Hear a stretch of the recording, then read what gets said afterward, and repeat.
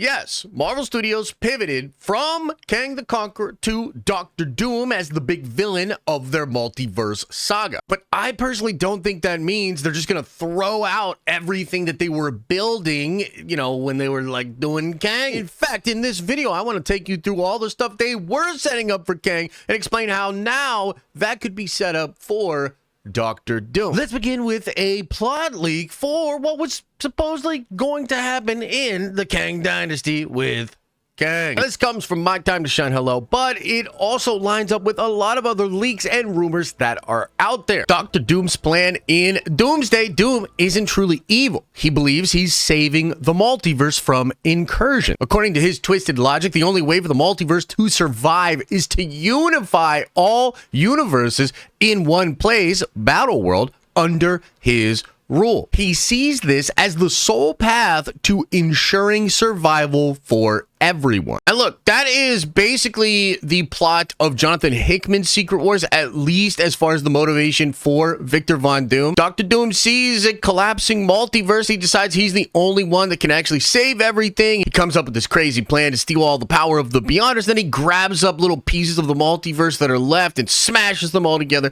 making Battle World and ruling over it as a god. Now, this version seems slightly different though, because in this version, instead of like forming Battle World out of all of the remnants of the destroyed multiverse, kind of seems like RDJ Doctor Doom is going to want to eliminate the space between universes to just basically have one big omniverse, or to turn the entire multiverse into a singular universe, which he will rule over. By the way, that lines up with some old rumors about Eternity Wars being involved in these next two Avenger movies in some way. And what I mean by that is there's a trademark for Avengers Eternity War that is still active for Marvel Studios, but also that comic book story, Eternity War, did see a character known as the First Firmament destroy the space between all of the universes, creating one singular universe instead of a multiverse. A lot of people were speculating that's what Kang was going to be doing, because you hear Kang in Quantumania say that he's going to destroy eternity. History is not written, it is forged. Today we ascend. From this fortress, I will take my revenge on those who banished me. Today, we conquer eternity.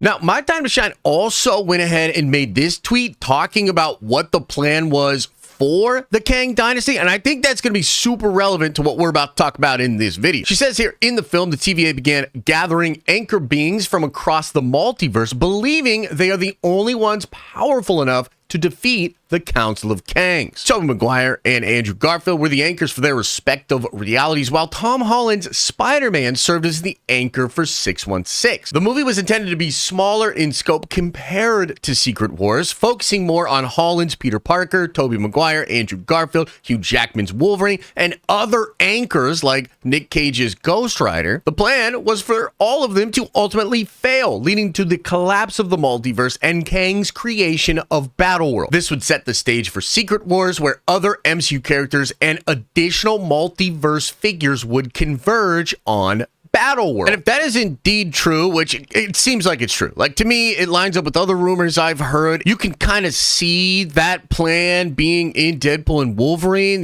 Paradox is looking at anchor beings in that film, but it's a little confusing because Deadpool's not the anchor being, or at least that's what Paradox said. So he's looking for people that might be involved in the actual Secret Wars thing. But I think in this plot leak, you kind of see what was really happening with the anchor being idea. This was an idea to bring back iconic versions of characters that we had seen in the past Marvel movies, be it a Fox movie or a Sony movie. It was the way you could have got like Nick Cage Ghost Rider and Tobey Maguire Spider-Man and Andrew Garfield Spider-Man and Tom Holland Spider-Man and Hugh Jackman Wolverine and all of those characters. It was the way you get all those characters together, and somehow they have some kind of a power being an anchor being to stop the collapse of the multiverse. And this plot leak for the Kang Dynasty does not explain how Kang was going to do this. How was Kang going to destroy the multiverse and form Battleworld. Well, there were those old rumors that the one Kang the Conqueror variant from Quantumania was going to come back at the end of the Kang Dynasty and essentially be the Beyonder, that he was going to come back from going into that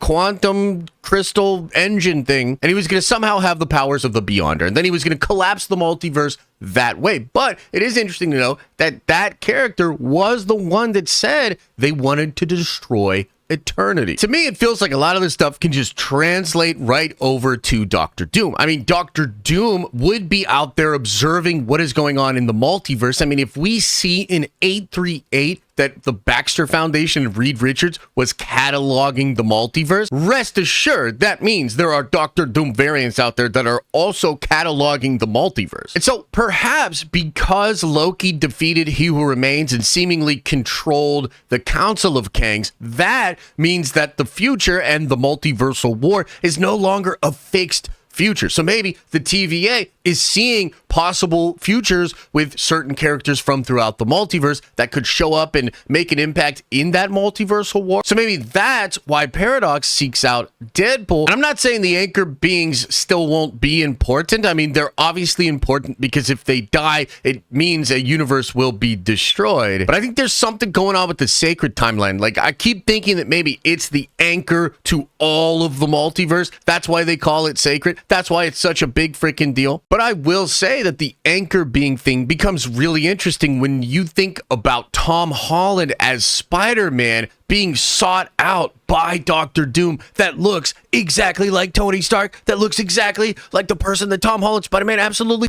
loves. I just think that's too juicy of a scene for them not to have. So maybe the anchor beings are still involved some way, right? Maybe Doom sees the reality of the multiverse collapsing. Maybe Doom wants to kill Eternity and absorb the powers of Eternity to become a god over all multiverse / universes after he destroys the space between, making it into Battleworld. I think because we're talking about magic here as well as technology now, like instead of Kang, like Doom does crazy magic. So maybe Doctor Doom can actually like gather a bunch of anchor beings and then use magic to use the anchor beings to manipulate the timelines to then be able to destroy Eternity and take the power of the Beyond. I'm starting to think that Doctor Strange 3 is going to be a big, important movie for showing what's actually going on with the collapsing of the multiverse. Maybe how Doctor Doom is acting with other entities, building up an army of his own, like a lot of rumors that the multiversal masters of evil are going to be a thing. And it would make sense if we're trying to eliminate all of these anchor beings to like wipe out different universes, that Doom would get some help and get a bunch of multiversal villains together and start having them go plunder the multiverse. And there are also things like the bangles and the 10 rings of Shang-Chi that also seem to be important. They were originally building up towards Kang. And the rumors there were these were technologies or, you know, pieces of Kang's tech or scientific equipment that would allow him to travel throughout the multiverse, maybe even allow him to time travel in a paradoxical sense or something like that, because the bangle literally allows that. Like normal time travel in Marvel universe and the Marvel movies creates branch timelines, right? It doesn't do paradoxes. It doesn't do that kind of stuff. But the exception is Miss Marvel. In the Miss Marvel show, using the bangle, she does actual causally related paradoxical time travel. But in this case, what was ancient technology, maybe technology of the Beyonders, maybe technology of the Celestials, that'll just be translated to Doom. Doctor Doom will just now have tabs on that. Doctor Doom will now find that stuff useful. And I do think you will see Doom collecting that kind of stuff, or maybe being aware of people like Shang-Chi because he has access